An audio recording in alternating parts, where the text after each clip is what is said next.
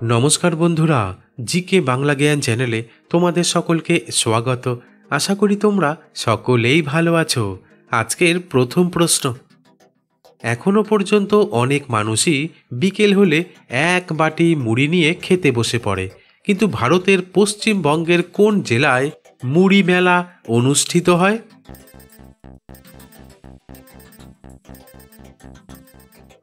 উত্তরটি হলো পশ্চিমবঙ্গের বাঁকুড়া জেলায় প্রতি বছর মাঘ মাসে একটি অত্যন্ত জনপ্রিয় মেলা অনুষ্ঠিত হয়, যার নাম মুড়ি মেলা। আর এই মেলাটি দ্বারকেশ্বর নদের চরে অনুষ্ঠিত হয় এবং এটি পশ্চিমবঙ্গের একটি অন্যতম অনন্য উৎসব। তবে এই মেলার মূল আকর্ষণ হলো মুড়ি খাওয়া। আসলে মানুষ সারাদিন ধরে নদীর চরে বসে মুড়ি, চপ, বেগুনি, টমেটো ইত্যাদি খেয়ে মজা করে। এমনকি এই মেলায় মানুষ একসঙ্গে মিলিত হয়, খায়, গান গায় এবং নতুন বন্ধুত্ব গড়ে তোলে। প্রশ্ন। বিকেল হলেই মশার উপদ্রব শুরু হয়ে যায়, তাই বাড়ির বাইরে বেরোনো মুশকিল হয়ে পড়ে। কিন্তু পৃথিবীর কোন দেশে একটিও মশা নেই?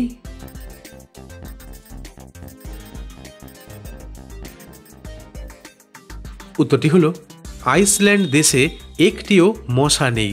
তবে সেখানে মশা না থাকার কারণ মূলত আবহাওয়া এবং প্রাকৃতিক পরিবেশ।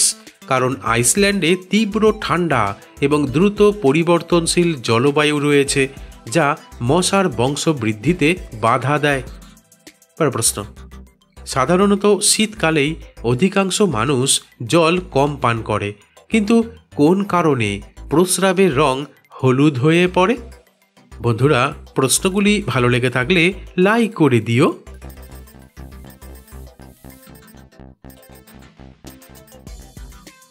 উত্তরটি হলো প্রস্রাবের রং হলুদ হওয়ার প্রধান কারণ হলো শরীরে জলের অভাব। আসলে শীতকালে অনেকেই জল কম পান করে, যার ফলে শরীরের প্রয়োজনীয় জলীয় অংশ কমে যায় এবং প্রস্রাবের রং গাঢ় হলুদ হয়ে যেতে পারে। তবে বেশি ভিটামিন বি কমপ্লেক্স বা গাজর, বিট এই সমস্ত রঙিন খাবার খেলে প্রস্রাবের রং হলুদ হতে পারে। এমনকি পিত্তথলির সমস্যা থাকলেও প্রস্রাবের রং গাঢ় হতে পারে।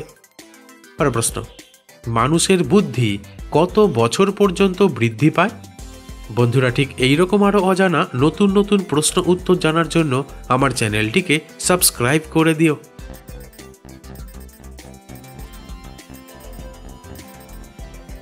উত্তরটি হলো মানুষের বুদ্ধির বিকাশ একটি জটিল প্রক্রিয়া এবং এটি বিভিন্ন কারণের উপর নির্ভর করে। তাই কোনো নির্দিষ্ট বয়সে বুদ্ধির বিকাশ থেমে যায় এমনটা বলা কঠিন। তবে সাধারণভাবে বলা যায় শৈশব ও কিশোর বয়সের সময়টি বুদ্ধির সবচেয়ে দ্রুত বিকাশের সময়।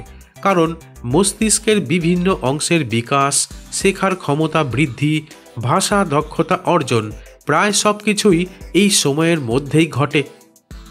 প্রশ্ন। রাতে ভাত বা রুটি খাওয়ার পর চা খাওয়া কি ভালো?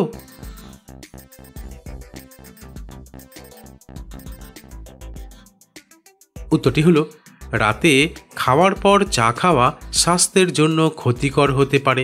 তাই এই অভ্যাসটি পরিহার করা উচিত। কারণ চাতে থাকা ট্যানিন নামক রাসায়নিক পদার্থ হজমে সমস্যা তৈরি করতে পারে, মস্তিষ্ককে সক্রিয় রাখতে পারে, যার ফলে রাতে ঘুম আসতে দেরি হতে পারে। এমনকি রাতে খাওয়ার পর চা খেলে অ্যাসিডিটি বা পেট ফোলাভাবও হতে পারে। প্রশ্ন। নিয়মিত নিম ডাল দিয়ে দাঁত মাজা কি ভালো?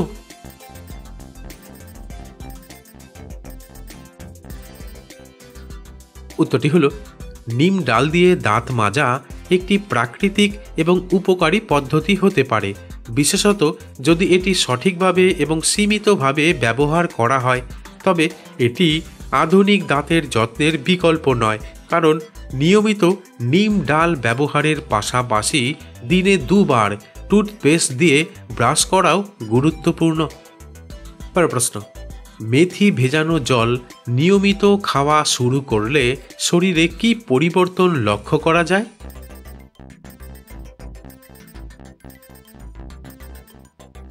উত্তরটি হলো মেথি একটি প্রাকৃতিক ওষুধ হিসেবে পরিচিত এবং শরীরের বিভিন্ন দিক থেকে উপকার করে।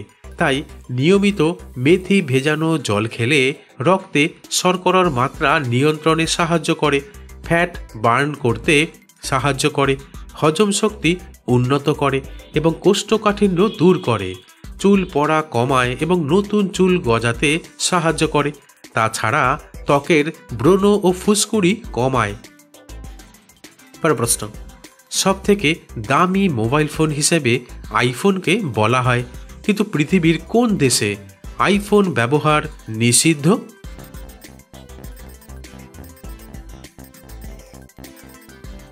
উত্তরটি হলো আসলে 2023 সালে রাশিয়ার কিছু সরকারি কর্মকর্তাকে নিরাপত্তার কারণে অফিসিয়াল কাজে আইফোন ব্যবহারে নিষেধাজ্ঞা দেওয়া হয়েছিল।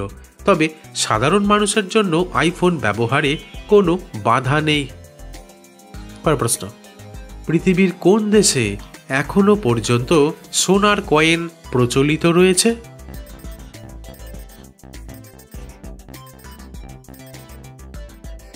উত্তরটি হলো বর্তমানে পৃথিবীতে কিছু দেশ সোনার কয়েনের প্রচলন রেখেছে, তবে এগুলি সাধারণত দৈনন্দিন লেনদেনের পরিবর্তে বিনিয়োগ, সংগ্রহ এবং স্মারক হিসেবে ব্যবহৃত হয়। আর এই সমস্ত দেশের মধ্যে যুক্তরাষ্ট্র, কানাডা, অস্ট্রেলিয়া, দক্ষিণ আফ্রিকা, চীন এবং যুক্তরাজ্যের মতো দেশগুলো এখনও সোনার কয়েন প্রচলিত রেখেছে। প্রশ্ন, 2 কোয়া রসুন কি কি যোগ করে খেলে রডের মতো শক্তিশালী হয়ে উঠবে?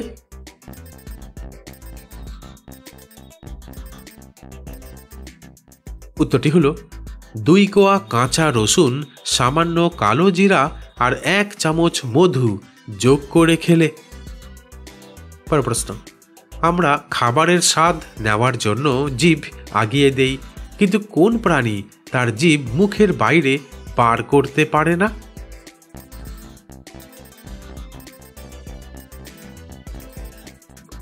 উত্তরটি হলো কুমির এমন একটি প্রাণী যার জিভ মুখের বাইরে বার করতে পারে না, কারণ এটি তাদের শারীরিক গঠনের একটি বিশেষ বৈশিষ্ট্য এবং পরিবেশের সঙ্গে অভিযোজনের জন্য গুরুত্বপূর্ণ।